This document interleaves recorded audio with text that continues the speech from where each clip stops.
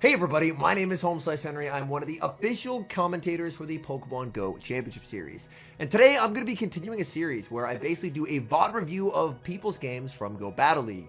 Previously in this series, the first episode, I VOD reviewed a trainer whose previous career high elo was ace. They had never made it past there, and looked at what things they could do better, what things they're doing well, and how they can up their game. The second series, I ended up taking a look at a trainer whose career elo high was in veteran. Well, today is going to be a little bit different, you might expect. Henry, are we taking a look at an expert level trainer's gameplay? And well, no. Today we're taking a look at a trainer who has made legends season after season after season.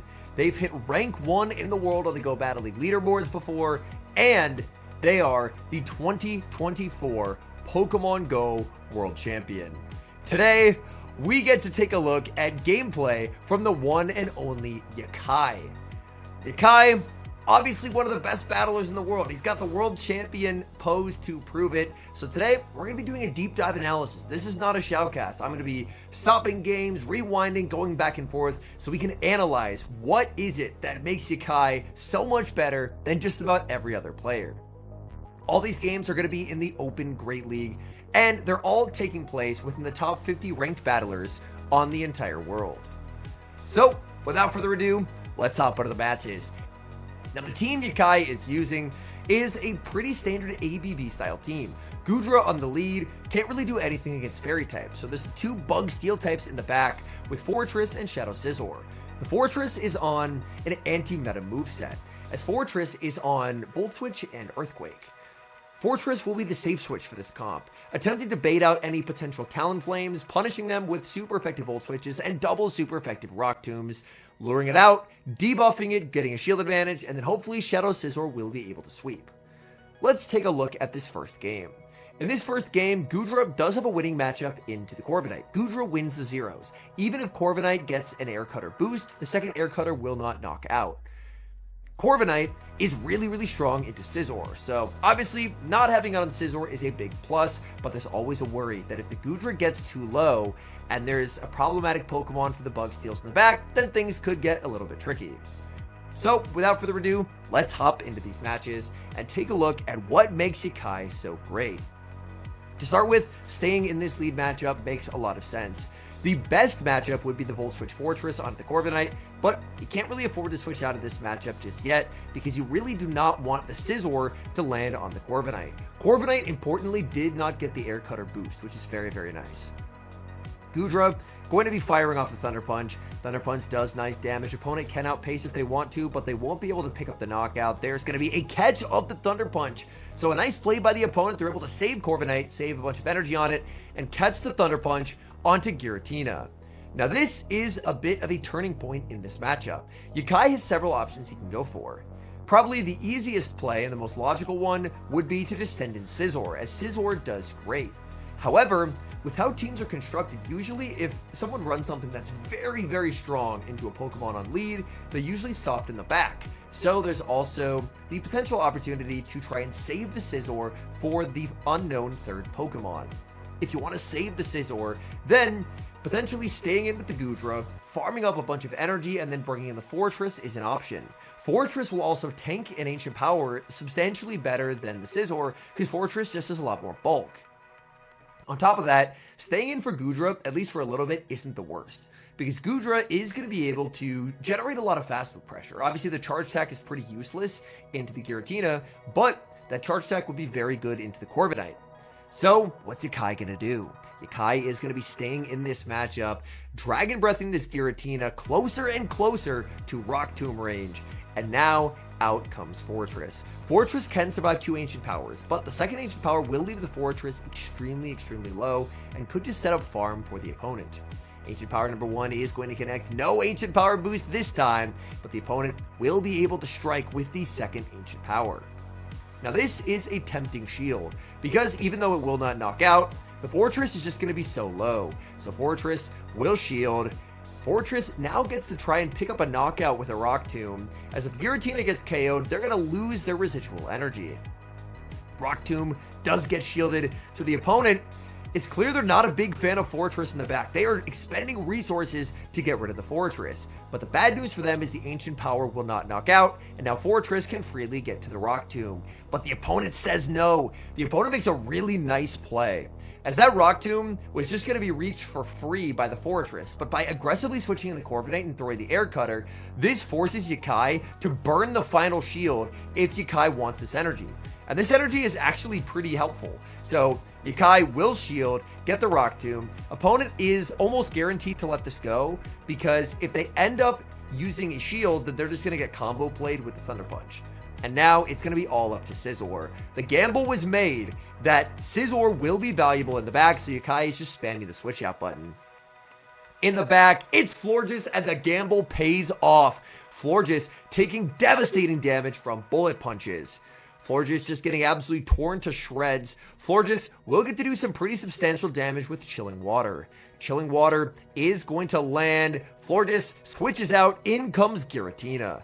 This Scizor is very low, but Scizor will guaranteed get this final shield. As the opponent, their only way to do fast move pressure is with the Shadow Claws. It's going to be close. Giratina forces the simultaneous knockout, but this game should still be a win because Yakai earlier in the game rebanked that Thunder Punch. And it's going to be a really tough time farming down the Fortress, so the Volt Switches from the Fortress should be able to put this Florges into range. Gonna wait, switch into the Goodra, and snipe down with this Thunder Punch.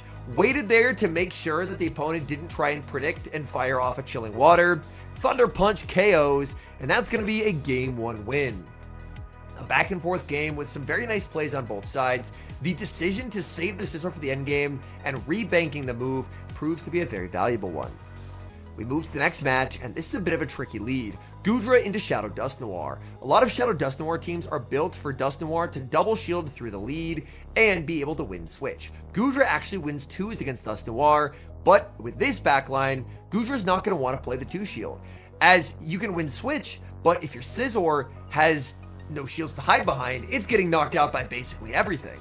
So Goodra is going to grab an early shield with the Aqua Tail, but I am pretty confident we will not see the 2s play out here by the Goodra. If Goodra can call a Shadow Punch, then Goodra I think can make it to a Thunder Punch. Goodra no shields, it's the Shadow Punch, and now Goodra gets to go for the slightly harder hitting Thunder Punch. This is a really nice turn of events, as Goodra, without expending any resources, was able to get big damage onto this Dusknoir. Aggressive pivot into the Fortress. Volt Switch does go through. Fortress has to be shielding up here, as you have to shield something. Dusknoir gets the shield, and there's going to be the pivot out. In comes Clodsire. Clodsire, normally against the high-rank Fortress, cannot two-shot with Earthquakes. However, the important thing to note about this matchup is that a Shadow Astonish landed. And with that Astonish landing, that means that as we take a look at this Earthquake, which is going to land momentarily, suddenly Fortress cannot survive 2 Earthquakes. Normally it can, but it's not going to be able to. And that's actually quite problematic for Yakai, as Yakai is going to get outpaced. The Clodsire is going to make the Earthquake before the Earthquake is reached. Oh, that's such a nice catch. Yakai, let's actually rewind and take a look at what he did. The opponent was always going to be throwing in the middle of the Volt Switch, because then Yakai can't catch. Yakai knows this. So Yakai is going to throw 2 Volt Switches and then stop tapping. Wait 2 turns, take advantage of the fact that the opponent did not visually wait for the Volt Switch to start, and get a catch onto the Goodra. This is really nice. It saves that Fortress in case the Fortress is needed for later. Fortress now has a Rock Tomb banked, by the way. So if a Rock Tomb is needed, Fortress will have it. And then it's going to be Scizor time. In comes Scizor. Scizor farming up. In the back is Galarian Moltres. And Galarian Moltres technically is a good matchup for the Moltres and the Scizor. But Scizor is up energy. It's going to get a very early Trailblaze, ramping up the Bullet Punch damage, and that's going to make it so that a Night Slash will very easily knock out. Moltres looking to grab the final shield. Scizor, this endgame is a delicate dance between how much Sucker Punch damage do you want to take and how much residual energy do you want to exit with. Yakai decides he wants 1 extra bit of residual energy. Now the question is will a +1 Bullet Punch knock out the Dusknoir? Because Dusknoir it's a 3-turn move on Astonish, right? So if this +1 bullet punch KOs the Noir, the Astonish won't land, and that'll instantly end the game. Oh, we got a boost. Well, now the Dust Noir, there's no chance of it ever surviving. So that boost very much ended the game. The game was basically over anyway, but that boost definitely slams the door. Like, there was a chance maybe the Dust Noir could have held on. I didn't think it was going to, but it would have been close. But with the boost, that just completely slams the door. There's no way out. And even if, for whatever reason, the Dust Noir was able to take the knockout, there was still the Fortress in the back, and it was one off the Earthquake. So even if Dust Noir, there was a world where the boost didn't happen, Dust Noir lives on 1 and gets that farm down, then Yakai was still fine because of that catch. That catch was devastating, but it opened the door to give him a lot more flexible play in the endgame in case something went wrong. So an incredibly, incredibly well-played game, and able to secure the win. Hopping into the next match, Gudra is going to be greeted on the lead with a Shadow Scizor. Now, this is a bit of a scary lead, but Gudra does actually outpace. Gudra gets to the Aqua Tail, the first Aqua Tail, in 9. Scizor is 10-turn pacing. So Gudra going to stay in this matchup and just look to get some chip damage or an early shield advantage. So either way, Gudra gets a head start. The Aqua Tail lands. In comes Volt Switch Fortress, going to be answered with the Dene, and that's not the alignment you're hoping for with Volt Switch Fortress.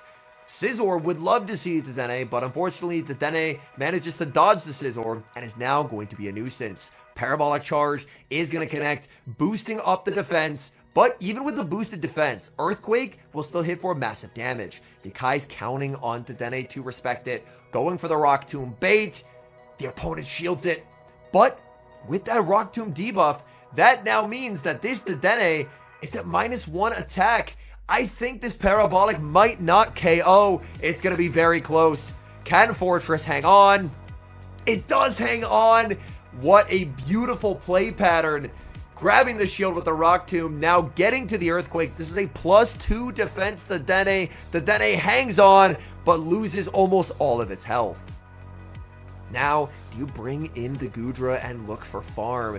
As Gudra's going to get monster farm. In comes Gudra. Opponent says no. There's the switch out into the Shadow Scizor. Scizor hits very hard, but a Night Slash will not knock out here. Gudra will be able to hang on. So Gudra's going to no shield, saving all shields in the match for the Scizor. Gudra gets the Aqua Tail. Is Scizor really willing to burn the final shield here? If they do, it's a 2-0 shield. Scizor in the endgame. They don't want to risk it. They're going to let it go. This game will now be win or lost on the back of Shadow Scizor. What is that final Pokemon? That's bad. It's Annihilate. It is the regular Annihilate. If it was the Shadow, Shadow would just fully farm down. The regular will still basically farm down here. So this is very, very poor for the Shadow Scizor. Scizor gets the shield. No boost to save it this time. Scizor will get to the Night Slash, however. Night Slash caught onto the Dene. There's not really a counterplay that Yakai could do because one Thundershock or one counter, either way it was getting knocked out. The Night Slash is going to be undercharged. Oh, and Yakai stops tapping. Yakai thinks the win con is the Dragon Breath down with the Gudra. It's double resisted. Can it get the farm down? It does. But is the Gudra 1 HP? Because Annihilate wins charge attack priority. Oh, man. A shielded charge stack does exactly 1 hit point of damage through the shield. Gudra shields and survives. What a well-played game. The Rock Tomb bait in the mid-game to survive on 1 HP to get the Earthquake. No shielding the Gudra against the Scizor. And then the undercharge. Not hitting any fast moves. Letting the Dene get the Thundershock down. That was an incredibly, incredibly well-played game from Yakai. And as I like to say, there's levels to this. And that gameplay from Yakai absolutely showed it. Terrible lead in the next match. Gudra into Florges. 1 Dragon Breath and a safe switch into the Fortress. Oh no, out comes Corviknight. And Fortress is just core breaking to smithereens. Volt Switch Fortress is a really nice breaker to the Florges Corviknight core that otherwise is a really difficult core to break. Corviknight going for the Air Cutter, hoping for the boost, but they do not get it. And if you thought Air Cutters didn't do a lot of damage before, wait until Air Cutters start hitting at -1 attack. You don't really think the damage can get any worse, but somehow it does. I do think Corviknight is a pretty sick mon, but when it's debuffed, these air cutters are just laughable damage. Air cutter, like look at that, that does nothing. Corviknight does get the boost, however, and that is actually going to pressure Fortress. Fortress just going to throw the rock to him instantly, just wanting this Corviknight out of here, because once switch advantage is won, Scizor should be in a great position to absolutely destroy that Florges in the back of Stunfisk, and this game is already over. The opponent will know that they're in a really bad spot because Goodra's going to do great into the Stunfisk. Opponent going for the Mud Bomb, trying to deny this Earthquake. Can they hang on here? Oh, they do! The second time in 2 games, the Fortress refusing to get knocked out. Fortress gets to the Earthquake. That gets the shield, but this game is absolutely over. In comes the Florges, answered with the Scizor. Now, it could be tempting as the Scizor to throw a Trailblaze. I think the correct play is just to go for a 1 shield farm down. You tank the first, shield the second, farm all the way down. Even though Scizor is going to be -2, it's still a Trailblaze, and Scizor having 140 attack means that even at -2, its charge attacks will still add up. At this point, the opponent should be doing the math and realizing there's just not a way out for them in this game. So Scizor gets that full farm down, and now Scizor gets to try and undo those 2 Chilling Water debuffs. This is a -2 Trailblaze. The opponent, I mean, Aqua Tail, I assume Aqua Tail does more than a -2 Trailblaze. They end up shielding the first, which is a misplay, but it's not going to matter. This game was already over. The Stunfisk didn't have a way of beating that Goodra regardless, so now it's going to be a -1 Trailblaze. -1 Trailblaze does quite a bit of damage. Actually, the -2 Trailblaze might do slightly more. Man, Scizor's attack stat is crazy. In comes the Goodra. At this point, the opponent will know that it's over. There isn't a chance for them ever to take the win, because they can't 2-shot with Mud Bomb. That Mud Bomb, the Goodra's still in the green health, so there's just not a way out for them. To me, this was a pretty straightforward game, where once the opponent saw the Fortress, they should have brought in the Stunfisk. But when they saw the typing, I assume they thought it was Scizor. They ended up bringing in the Corviknight, and Corviknight did not have a good time. Switch was flipped, and from there, it was a pretty straightforward game. We move to the next match. Oh, and it's a great opponent in Crescent Angels. Goodra into Greninja. This is a dominant lead win.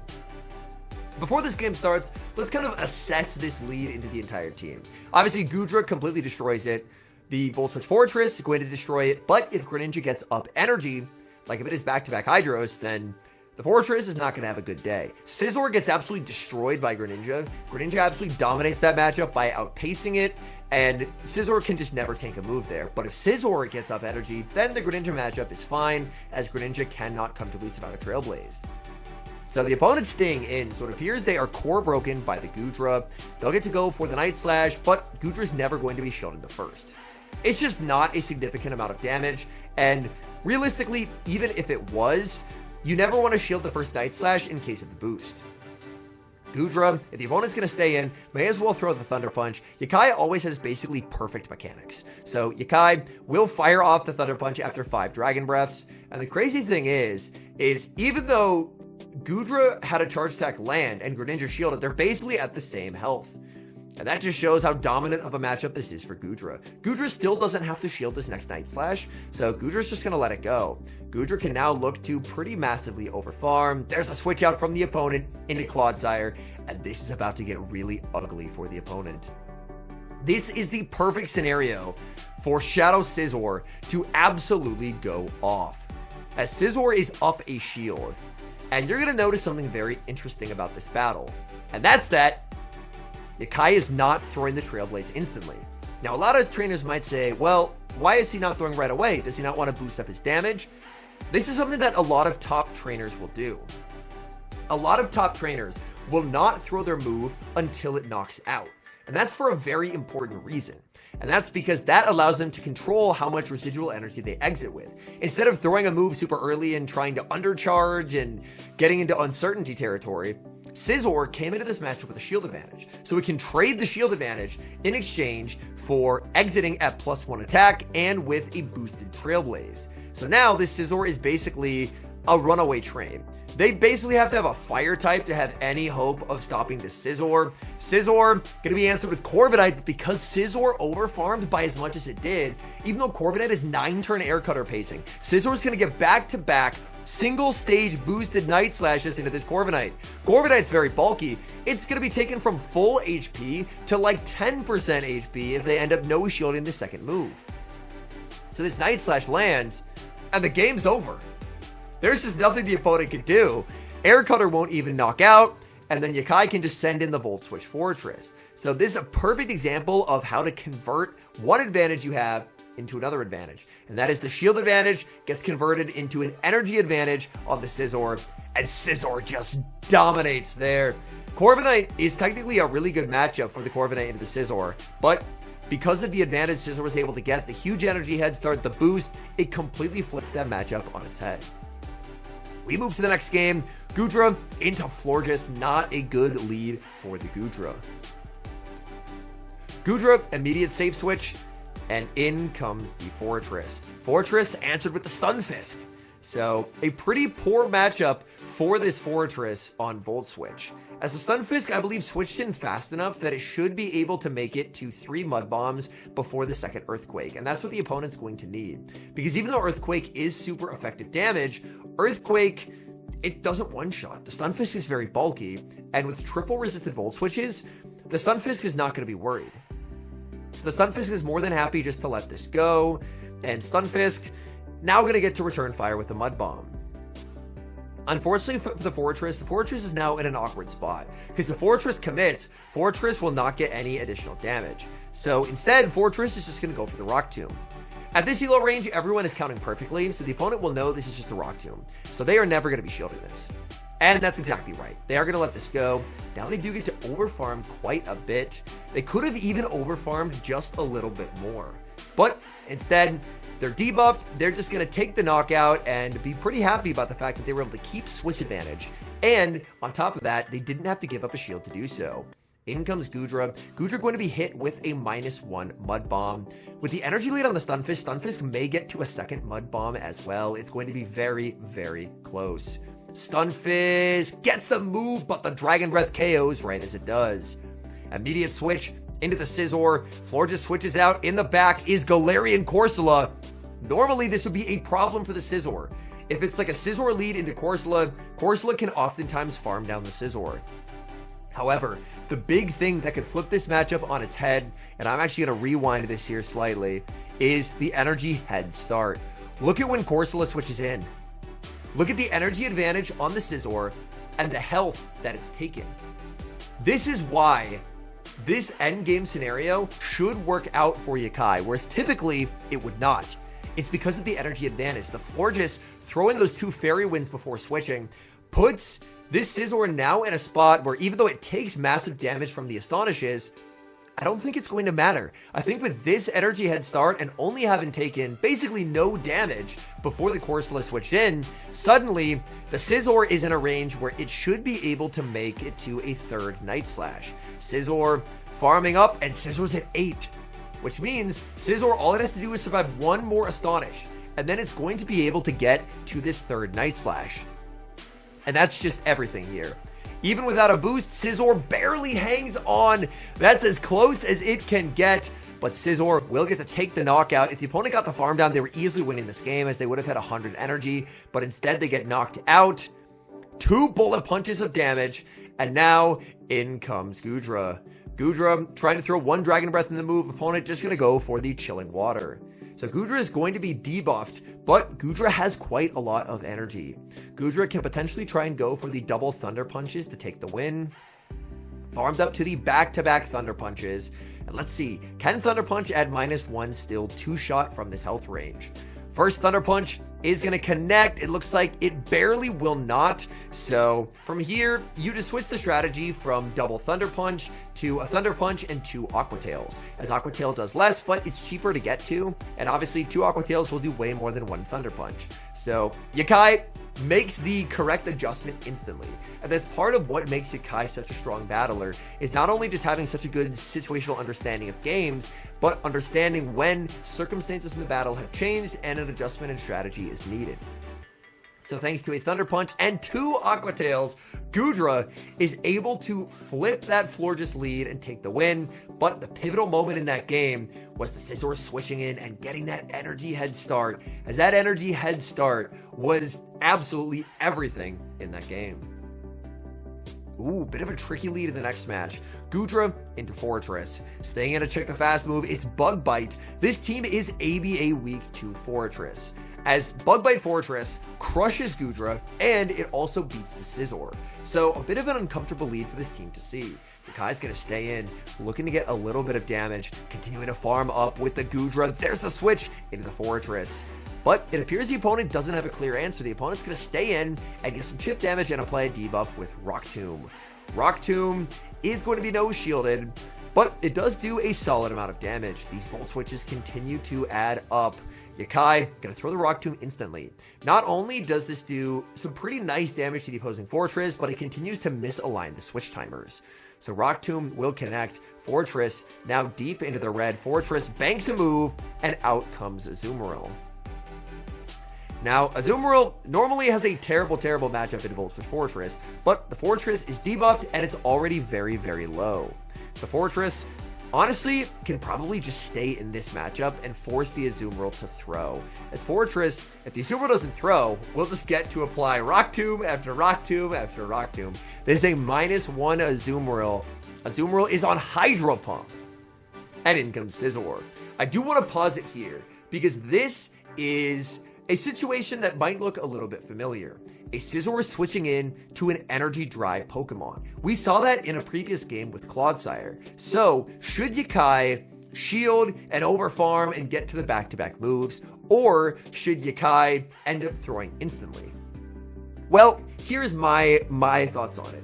In that previous game, Yakai was up a shield. So, Yakai was more than happy to trade shield advantage in exchange for energy advantage.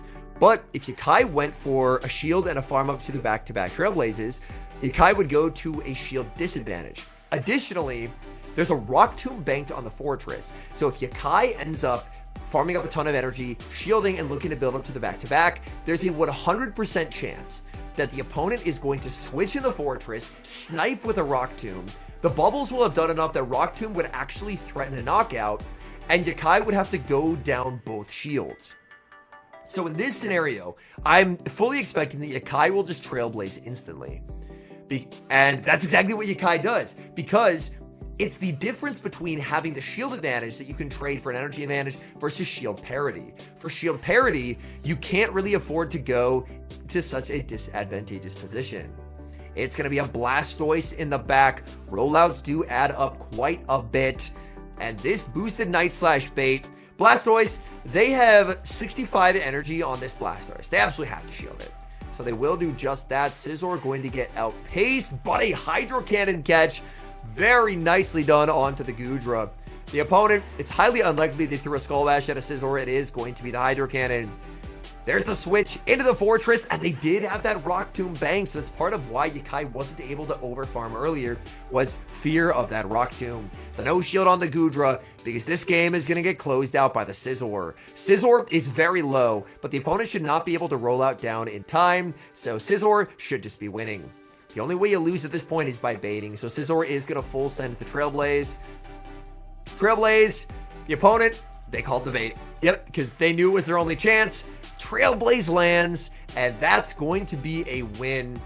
I felt that that was a really nice juxtaposition between the two different games in which Scizor was brought in, to see why in some scenarios you can give up a shield and why in others you should just throw instantly and take the knockout.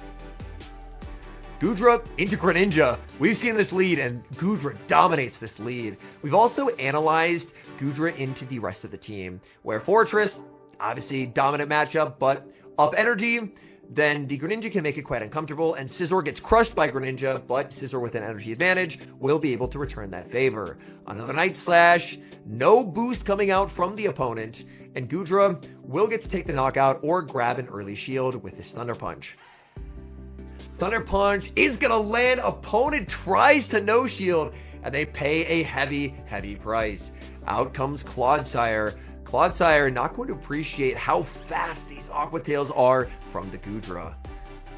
Gudra may want to consider pivoting out here because obviously it could be a fire in the back. There's the switch into the fortress. Ooh, this is a catch of a sludge bomb or a stone edge. Either catch is very good here. Oh, it's the sludge bomb. That is incredibly devastating. And let me talk about why. If you catch a move, but the amount of charge attacks your opponent needs to knock you out is still reduced, then it's less valuable of a catch.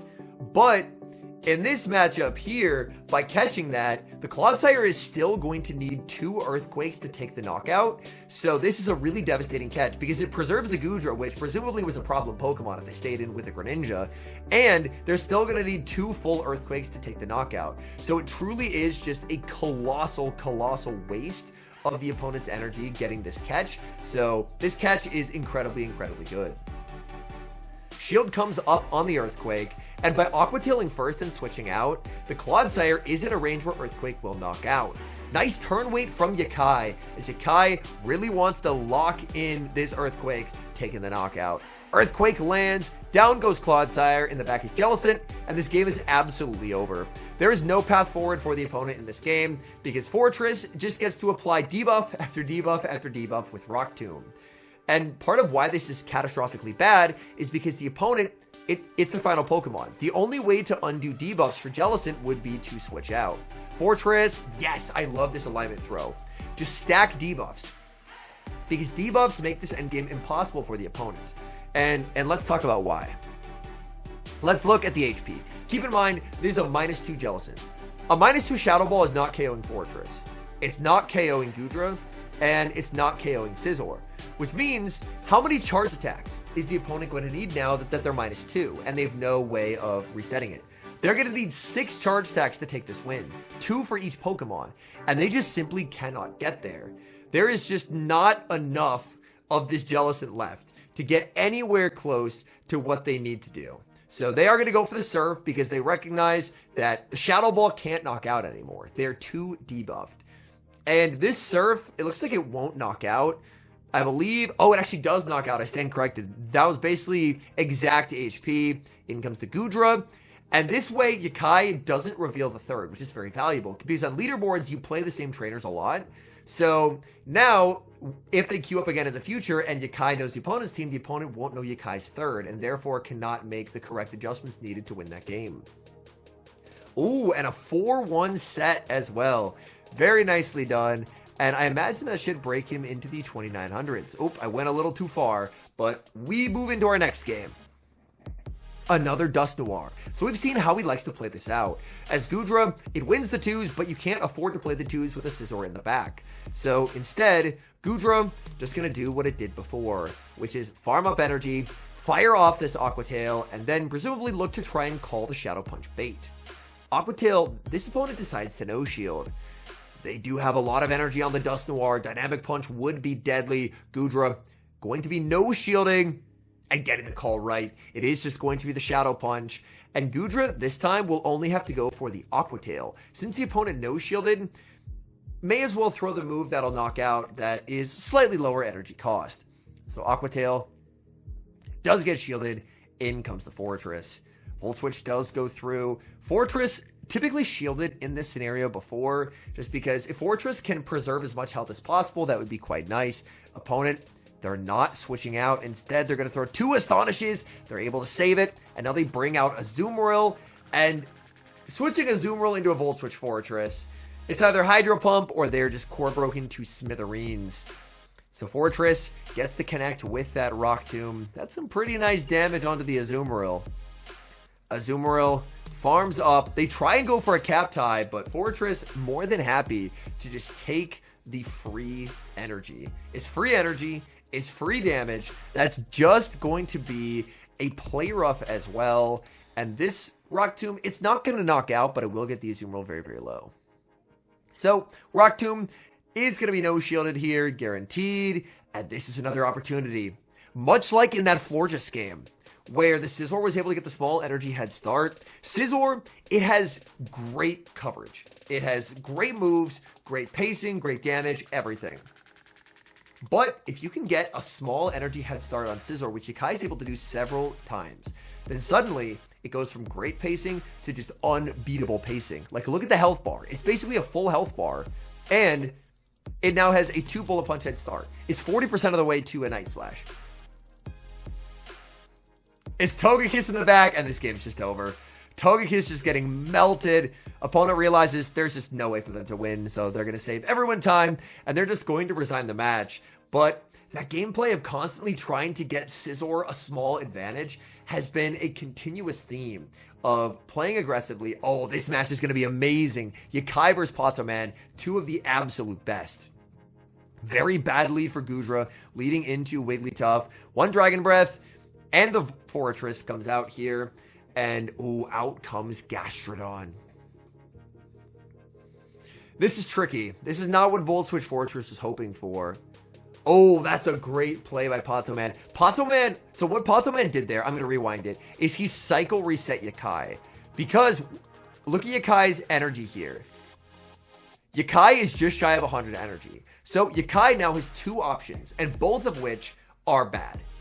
The first of which is to undertap the move, which prevents him from going over 100, but gives an entire free Mud Slap.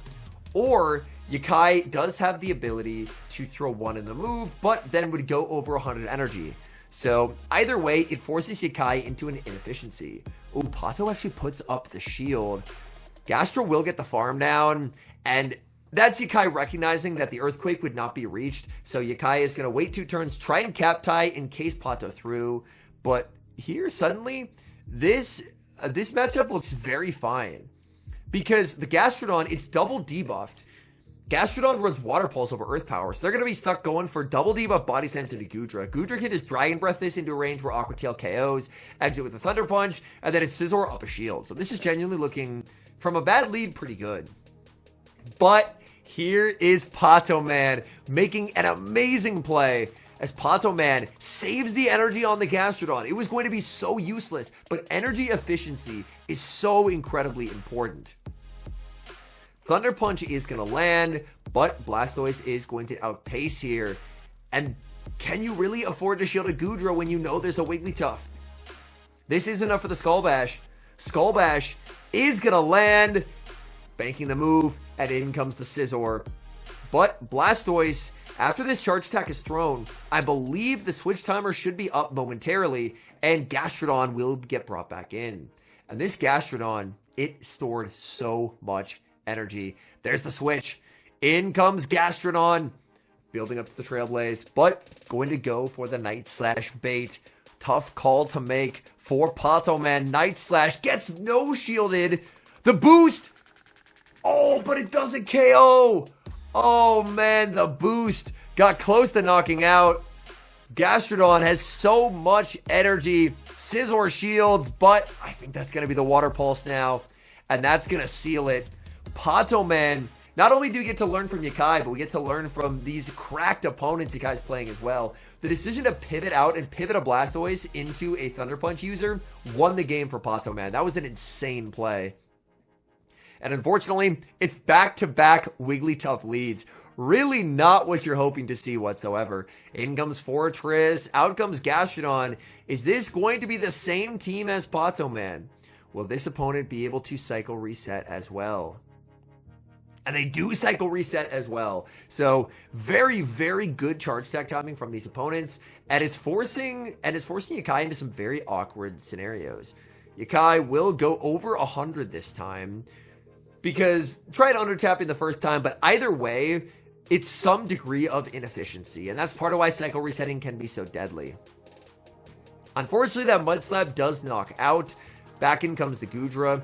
Gudra going to look to get a pretty healthy farm down. As Gastrodon, Body Slams, these Body Slams are not debuffed, but they're still not going to do a ton of damage. Gudra tanks 2 Body Slams very, very comfortably.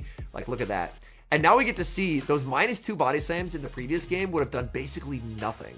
And that's part of why that pivot out by Patoman was so effective, because he was able to get use for that energy.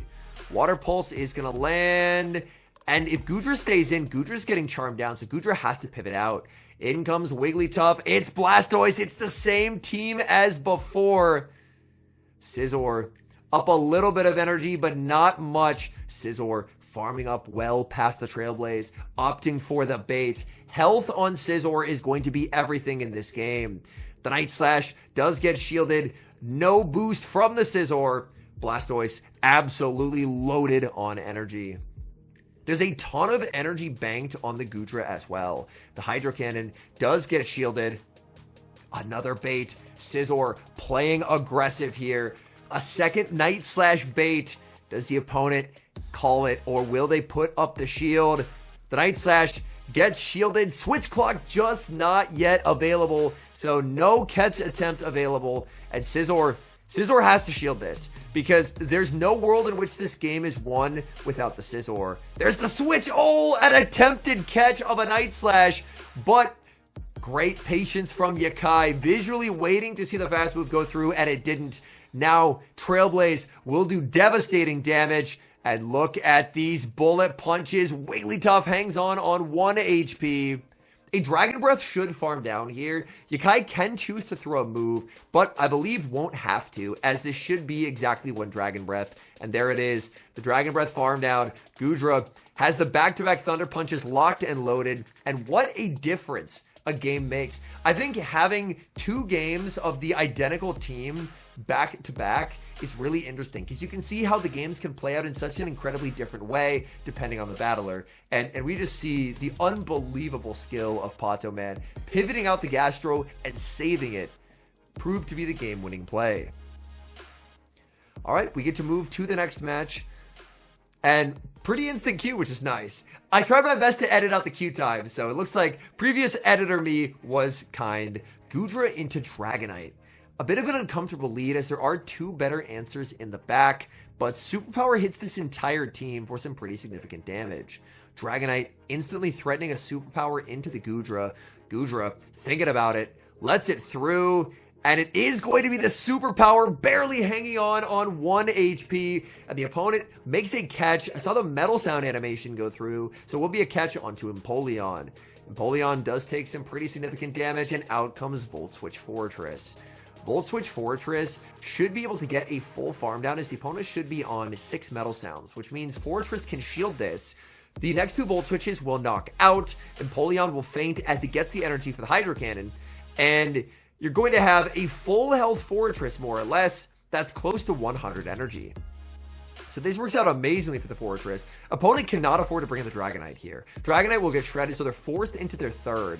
Because Dragonite will just get deleted. They bring in the Dragonite, and that is not going to go well for them. As the Dragonite is fully energy dry, the Dragonite is in a really awkward spot where if you no-shield this, you're guaranteed to get Rock Tomb debuffed in the back. So the Dragonite is almost forced into shielding. There's a catch onto a Bastiodon. The opponent times that catch, so they sneak a free Smackdown as well. So that is very well timed by the opponent. But this is a debuffed Bastiodon. The big issue for Scizor in this matchup is the fast move pressure. But with the debuff already having been applied, suddenly Scizor feels a lot more confident in this matchup. Scizor will get to ramp up its attack while Bastiodon is stuck at -1. Bastiodon will be able to force the final shield, but Scizor should be in a pretty nice spot, as it will get to overfarm quite significantly. Scizor can even look to try and set up a Night Slash KOing and exiting with a Night Slash as well. As the Switch Clock, it'll be up very soon. Scizor might actually get this farm down. Oh, there's the switch into the Dragonite. Dragonite trying to snipe down Scizor at the back-to-back Night Slashes. Is this a charge attack priority tie? Dragonite was very, very close to the move. Night Slash shielded. It is a charge attack priority tie, which means the second Night Slash will be lost. 2 Volt Switches will need to pick up the knockout here. Otherwise, Dragonite is going to make another move, but 2 Volt Switches should be enough to knock out.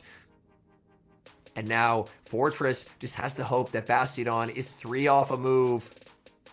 Oh, honestly, even a Rock Tomb could probably knock out. I was assuming the Bastiodon was slightly healthier than it was, and an Earthquake would be needed. But, Rock Tomb, it's resisted, but it does take the knockout. And the energy management on the Fortress was so key in that game.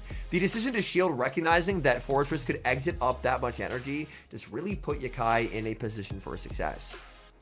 So that was an extremely, extremely well-played game.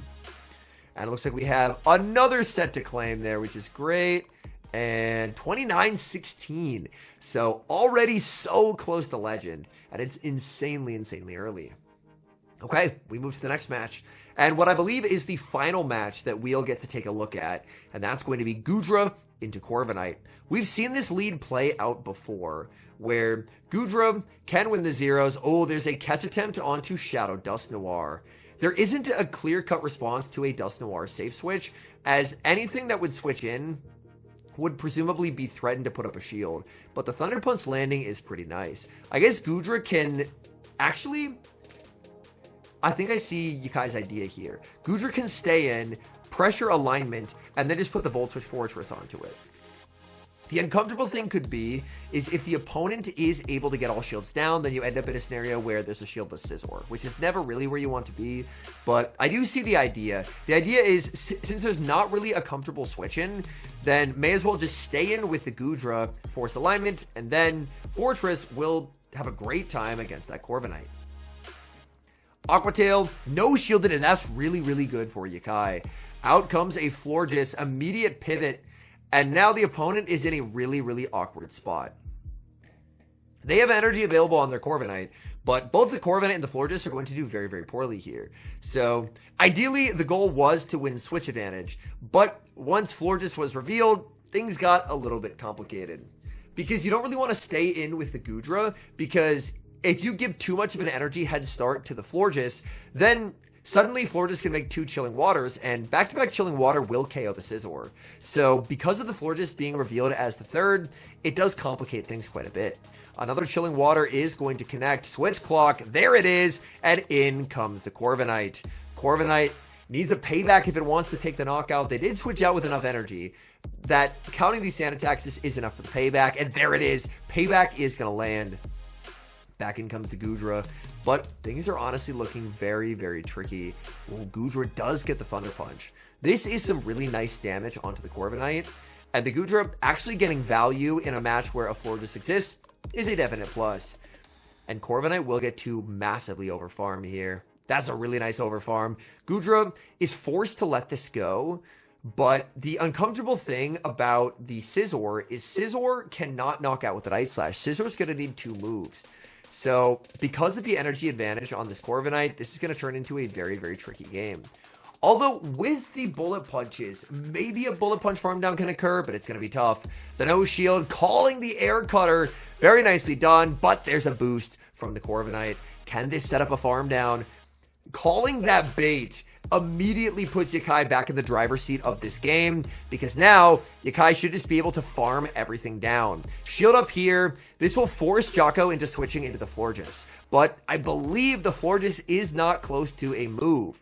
So in comes the Florges, and then the Night Slash will take the knockout, not taking any chances that there was any residual energy, as the Corviknight is not going to make it to a third Air Cutter. So things were looking honestly really dire there, but sometimes you just got to make the bait call, and that bait call was exactly what Yukai needed to bounce back and take this win. Now some final thoughts. First off, I want to give a massive shout out and thank you to Yukai, as without him recording a ton of footage over the course of several days through some atrociously bad queue times on page 1 of the leaderboards, I wouldn't be able to make a video like this. So big thank you to Yukai for sending in this footage. I feel like a lot of these games were really good examples of showcasing how the good decision making that these top players can make can consistently put them in a position to succeed. And when you're playing against battlers of this caliber, even just one tiny mistake can be the difference between victory and defeat. So the consistent level at which these players are able to play so optimally is extremely impressive. All in all, I hope you guys learned something. I hope you found content like this enjoyable. Thank you so much for watching. As I mentioned at the start, my name is HomeSizeHenry. This is More Size Henry, my second channel, where I cover content primarily related to the Pokemon Go Championship Series, educational content like this, and any other content that I just feel doesn't really have a home on my main channel. If you enjoyed today's video, please do leave a like on the video. I believe there's a new hype feature, so hype the video as well if you enjoyed it, and subscribe if you haven't, and I'll see you guys next time.